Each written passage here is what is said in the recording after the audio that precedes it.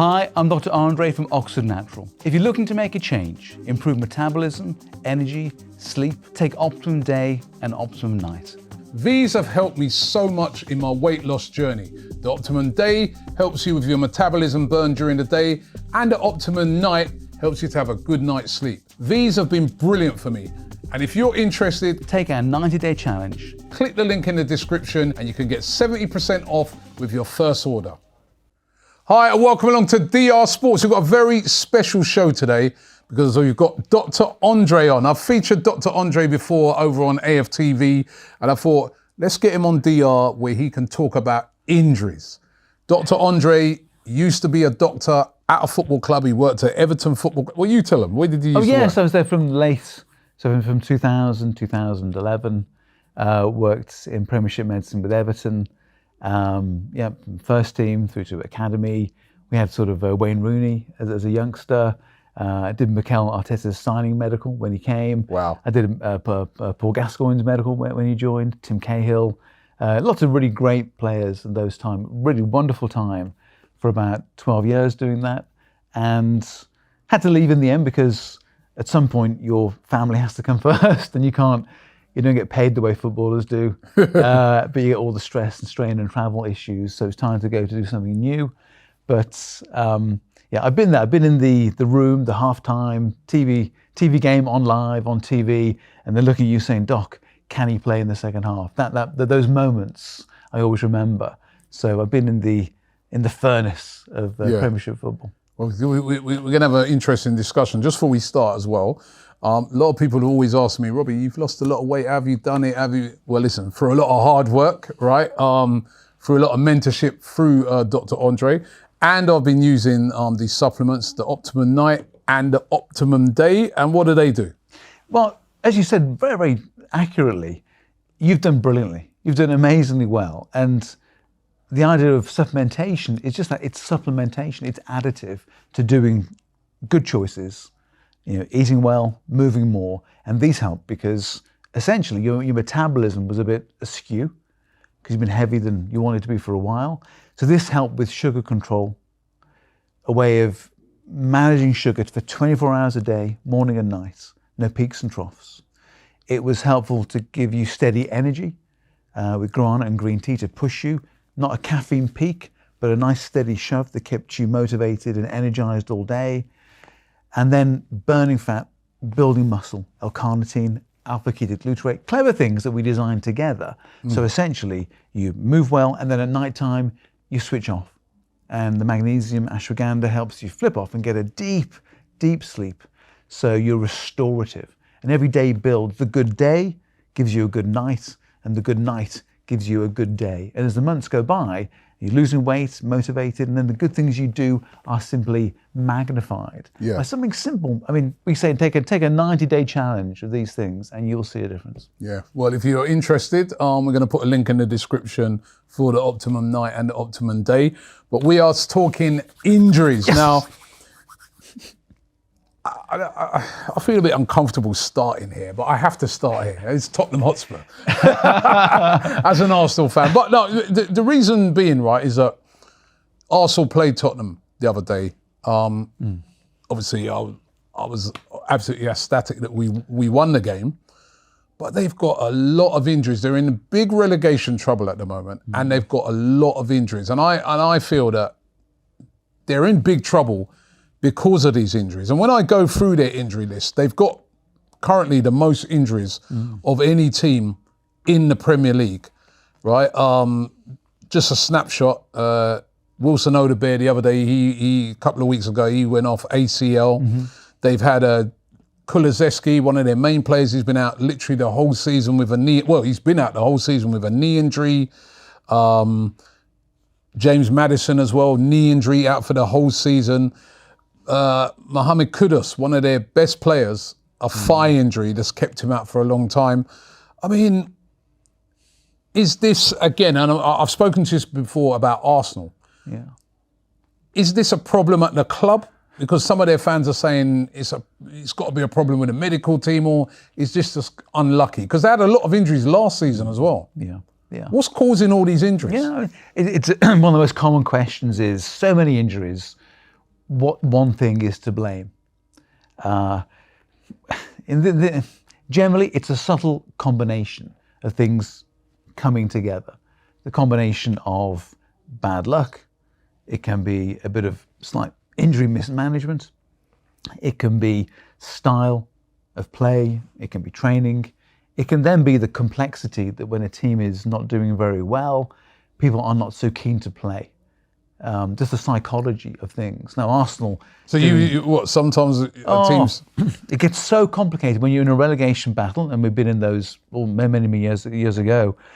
When you're on the field and the team is losing, you get a lot of heat on you. If you're injured, waiting to come back, you are, the hopeful return. It's not the worst place to be when a team is struggling, to be a few weeks away from coming back. And so there is that issue that sometimes to get an injury is almost like a godsend. So now if you were for Arsenal and you got a minor strain, you would not want to, you want to play still because the glory is there for you. When you've got a slight strain and the team is struggling and you think, I can't maybe perform to 100%, do I want to be on the field 85%, getting booed and getting blamed? Or can I say, look, I'm a bit injured here. I think I should have a few weeks off. And suddenly the pressure to leave the injury room is less than it is in Arsenal's now, where everyone wants to be out the injury room playing. So mindset plays a part as well. It has to. These are human beings. A footballer is not a machine. Okay, they don't all have the same personality. They're like any workplace that you're in. You'll know there are people that work really hard, those that don't work so hard, tough characters, weaker characters. A football club is exactly the same. They all have amazing talent, but a wide variety of personalities. And so that features into it too. But you couldn't, if there was someone at the club injuring all the players, okay, they'd be long gone. Okay, so it tends to be a little blend. And of course, when the squad gets smaller, what happens? More people are doing more.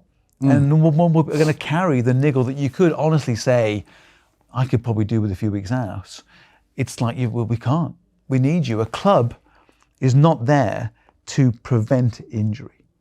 It's there to manage risk. And that's the hard thing now as a doctor. Normally, I would just not want you to be hurt. Okay, that would be my normal role as a doctor to patient. Don't get hurt. But that's not what the club is for. The club is there to manage risk. What can we do? And minimize the chance of you being hurt or injury aggravated. And that's a very grey area. So yeah, they're certainly having a rough time. Like an ACL tear is an ACL tear. That's definitive, isn't it? No one's going to claim not to have that. That's a season, isn't it? Literally, you've got it. Yeah, we always know that an ACL tear, if it's worthwhile, why is the ACL always a 9-month injury? It's always 9 months. There's no way around it. And the reason is, and it's always worth reiterating, is that when you lose a ligament, you have to have a surgery. You replace it with a tendon. Okay? So a tendon replaces the ligament, and it just takes 9 months for a tendon, which is elastic, shiny, bendy, to turn into a ligament, which is stiff, rigid, and solid. So that's why you can never get back any quicker than that, because it always takes that long for that transition to take place. Thigh injury to Mohamed Kudus has kept him out for quite a while. Yeah. And a lot of players across the Premier League pick up thigh injuries. And that always seems to keep players out for quite a while as well. What is it with thigh injuries? And particularly hamstring generally. I was looked down the list of injuries in the Premier League itself, and I'm seeing hamstrings so much more than we used to. Lots of hamstrings. Yeah, and so we can see a change in where the body is being stressed because the game has changed. And really, the game has changed. Tactics have changed, medicine has changed, and surgery has changed. And because there's 4 things, what in the old days was a hamstring strain, and you would scan it, but the scan was a bit grainy, you couldn't really see too much, they were not very clear. So you'd say, well, we'll rest that and come back. And the person would rest, come back, scar tissue had formed, and then it was a long-term vulnerability. Now, you tear your hamstring in a certain zone, we know that zone does not heal well if left alone. So it's often the case now that we can scan it, we can see it better. Now we can see it better, we know that that doesn't have a great blood supply for healing, so it might need to advance to surgery. And as the years go by, more operations are done. And now we know that surgery is better than natural healing sometimes, because we can predict, if I put that bit on that bit and sew it, that will take 6 weeks to heal. But leaving it to do its own thing in the crazy world of healing, I don't know if it gets better. So we're seeing more and more the more aggressive treatment of hamstring injuries. So you're saying that's why we're seeing more of that, because it does seem like there are more surgeries. Like, you are right. It used to be like, just rest up. It used to be, but now surgery after surgery for players with hamstrings. Okay, you go back 10 years ago, surgery was just if you ripped the hamstring tendon off the bone, okay, and that can't be left. You have to put that back in. Yeah. But the rest of them you tend to leave because the scan wasn't very clear, so you don't want to operate without knowing what you're going into, so you'd leave it. But that would form disorganized scarring. And I did a pod with Michael Owen. It's worth checking out my channel. It's The Health Drive with Dr. Andre on YouTube. And we discuss his hamstrings, because he was the greatest player of his time, the fastest player with the best hamstrings ever. And when he tore it, they scanned it. They couldn't really see much. They left it. Turns out it had healed and stuck onto his buttock. Like nowhere near where it should have been. So he was never the same again after that. Yeah. But this day and age, they would have scanned that, seen it, operated. He could have had another couple of years of being the mega player that he was, if that had been the case years ago. And that said, the game has changed. If we watch, I said before, if we watch Match of the Day, 1985, and a game now, it looks like they're just walking around the field. And late in the game now, when the intensity is so high, they didn't do that in the old days. They were wandering around. Now you've got to sprint, maximally exert yourself in the 90th minute, and your legs are tired. And so we're starting to see greater tears in hamstrings compared to where we ever used to, because no one was putting that level of force and through they're them. sprinting as well, aren't they? Like players now are sprinting up and down that pitch. I was watching a Liverpool game the other day. I think it was Kirkes, and he's literally sprinting up, down, up, down, up, down the whole game. Yeah. And I mean, to do that sprinting, that's going to take a lot out of your body, isn't it? It does, that's right. And not every player is designed for that. There may be great skill players who are now having to convert into running machines, which, let's face it, not every player is a running machine. Some are just designed for different things. Do you think this is why a lot of these teams now, like I've seen with Arsenal this season, Mikel Arteta has spoken about the finishers. So players that he brings on later on in games to finish a game off that can still keep that intensity up. Yeah. And then taking players off. It's almost like they're saying to players, go out there, give me all you've got for 60 minutes and I'm going to bring on another guy for the next 30s. Yeah. We see more of that. That's right. I think the old style of a player, 80th minute, walking with his hands on his hips, looking a bit tired, leaving the defence to sort things out.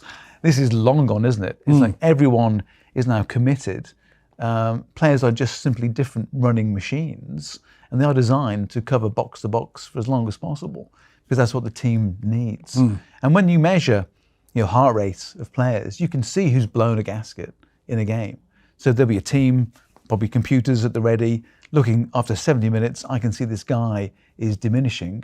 We'll do better to bring on a raft of players who can do that cover. Yeah. So get them on, get those off and get them on. Looking at all the injuries down in the Premier League, right? And they all seem to be the same, right? Calf, hamstring, ankle. Yeah. Like literally every team's got the same type of groins. Another one. What is it with a groin injury? That seems to be another common injury that gets picked up by a lot of teams. Well, groin injuries, they follow a group of injuries whereby several muscles are inserting in one particular point. Plus it's a zone of the famous sportsman's hernia, where you get weakness there and an out pushing of the bowel. So it is a complex little zone whereby there's a raft of injuries that all give the same symptoms, but are subtly different. But again, because often it's where the muscle meets the tendon is where the injury, it's the weakest part of any muscle, where the muscle meets the tendon. So when the injury is there, that's always prone to be a bit long lasting and harder to rehabilitate, because nature is weakest at that particular point. Yeah, well, listen, for some teams now, we're reaching the business end of the season. So, if you're an Arsenal, Man City, Chelsea, all these teams, as well as all of the league games, they've got loads of Champions League games. I mean, Manchester City and Arsenal, both of them still in 4 competitions. Yeah. Is this why they have to have these big squads to be able to cope with the pressure? Yeah. Chelsea, they're in all these competitions, and they had the Club World Cup at the beginning of the season, and at the end of this season is the World Cup. Yeah. I mean, for you as a doctor, do you look on it and think to yourself, there is too much strain being put on players nowadays? Yeah. Yes, They just can't cope with this. Can they? Yeah, I think one of the hardest things we've ever found on these chats is whenever I say something that's sympathetic to a footballer. Okay.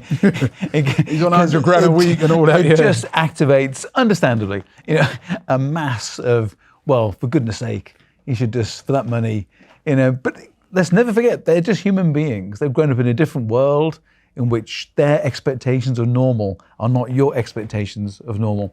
So, yes, you're absolutely right. You can't keep going back to the same body and demand maximum endlessly. And it's a problem not just in this sport. You look at tennis players, darts players are now being asked to fly around Europe and play darts every night in a different place. I mean, the business is running it more than the health system is running it. And it's different. It's like rugby. There's a Lions tour every few years where England, Ireland, Scotland, Wales go to play down under for the summer. Now, every year that happens, France win the Six Nations, in the autumn. Every single time, because those players, in theory, get no rest the way the French players do. And it seems a bizarre coincidence. They all come back from that tour and France always win it. So there's a definite issue. And I would say, hard though it is to sympathise with them, this level of intensity throughout the winter, summer, no respite at all, minimal winter break. I know as a professional trying to be in there, caring for them for that length of time is exhausting, let alone actually having to do the yards yourself. When you was at Everton, and obviously other doctors at football clubs, how easy is it to go to the manager and say, you know what, you might have a star player. So, I know you want to keep playing Wayne Rooney, I know he's been, but we really need to give him a rest. I'd say leave him out for 3 games. What would be the reaction from the manager? Generally, it's just do one. Because a lot. I mean. So is that ruthless from the manager? They're just like, I don't care. We need to win games. I'm not listening to the medical advice on this one. Yeah, generally, Walter Smith, David Moyes. These are, tough as they are, they listen. They listen. Their first reaction is, come on, I was a player. I went through these things.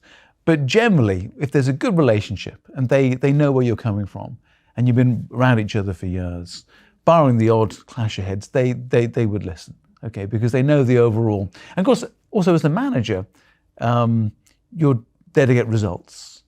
As the doctor in the club, you're there to do a very subtle thing, which is to get results, but protect the equipment of the club, And a player is a piece of equipment that the club has bought and paid for. So like if it was a factory making a product like Optimum and the machine was starting to clunk and clank, it's okay to tell the manager, we own this machine. If it breaks, we can't make it. It's part of what we do. So it is a subtle blend that way. But it's not what they want to hear at all. And sometimes they listen and sometimes it's just too difficult. And the player often wants to play. That's the hard thing. When you don't want the player to play, and you tell both player and manager, I don't want you to play, you get that wrong a couple of times, you're looking for a new job. Seriously, it's that. Wow. It's because you can only be wrong so many times in the medical world. You can't be wrong too many times before, and being the club doctor is a subtle combination of good science, politics, and luck. That combination is always important. Well, just going to the league, looking at the top of the league, as I said, you see it's Arsenal, Manchester United battling it out to try and win the league. both of those teams, minimal injuries at the moment, so that should help them both going forward. A team like Aston Villa, who were doing really, really well, have all of a sudden started to pick up injuries. They're dropping off a bit. Yeah. A team like Manchester United, doing really, really well, but only got one game a week. Yeah. All these things seem very significant. Tottenham struggling, the most injuries in the league, right down at the bottom. But Burnley really struggling as well. Yeah. Loads and loads of injuries. But then a team like West Ham, who are down the bottom, but have been picking it up recently, injuries have fallen off. They haven't got as many injuries. Yeah. It does seem to tell a story. It does. It's so important. And I know we spend a lot of time chatting about, fixtures, formations, players we bought, players we want to buy. And it's wonderful. We spend 95% of the time, I'm sure, chatting about those things. But more important is, can you get that body, that stack of organs and muscles on the field at all? Are they even there to talk about? Because once they're not on the sheet, they cease to exist. Yeah. So there's nothing more as important as the injury list. There's nothing more important, and the climate of the medical departments. Those things are very, very crucial to a team. They really are. And you want everyone to be injured, and we know they're injured. There's no fakery or confusion. They're injured. And you want everyone to be desperate to leave the room, the injury room, as soon as possible. And when things aren't right when you go in, and everyone's very comfortable in the injury room. Like they're loving it. They're actually looking forward. There's a crack in there. And often the manager would come in to the injury room and say, "What's all this laughter? What are you having fun for here? This is meant to be a bad place to be, a sad place to be. You want to leave there as soon as possible." So you have to sort of create a semi-serious environment in the room. So it didn't look like the best place to be was the injury room. It needs to be the worst place to be. One final one I've got to ask you about is, and Florian Wirtz of Liverpool's out with this at the moment. And this, again, Liverpool have had a lot of injuries this season. And again, it's noticeable that they haven't been nowhere near as good as they were last season, where they were relatively, good with injuries. But the back injury, Wirtz has got a back injury. It's another common injury for players in the Premier League. Why so many back injuries? So, again, back injury is such a lovely broad term. It can cover many things. What is a back? Okay, it's muscle, it's bones, it's ligaments, it's got discs, nerves. So all those things can be injured. Normally, back injuries tend to be muscle ligament, strains of twisting and turning, and maybe cumulative twists under stress, causing micro tears that then accumulate week by week and eventually become an issue. The back goes into some spasm, locks up, and you lose mobility. So I can, again, imagine just because again, it wasn't such a common thing to see maybe 15, 20 years ago. And again, just this box-to-box running, twisting, turning, close on play, just increasing duress on backs. We're not getting much data on the specifics of them. Like, are they sciatic pain that goes down your leg? Yeah, are they nerve? I've had that before. That's horrible. Yeah, and not so common, thankfully, in football, but it certainly happens. So disc just wears out. Most discs in your spine are these clever shock absorbers. It's like a jelly donut, like jelly in the middle, firm around the outside.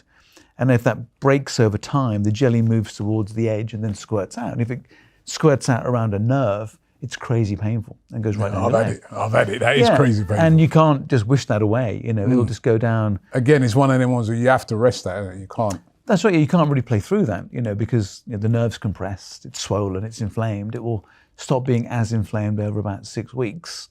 As the swelling reduces, the pressure on the nerve goes, then you can go back to playing all over again. So again, I'm sure it's just this heightened intensity that we're seeing.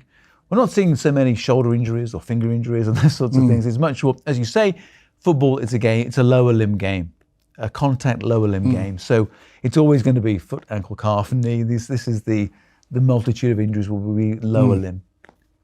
Yep. Well, listen, it's been really, really insightful, find out about all these injuries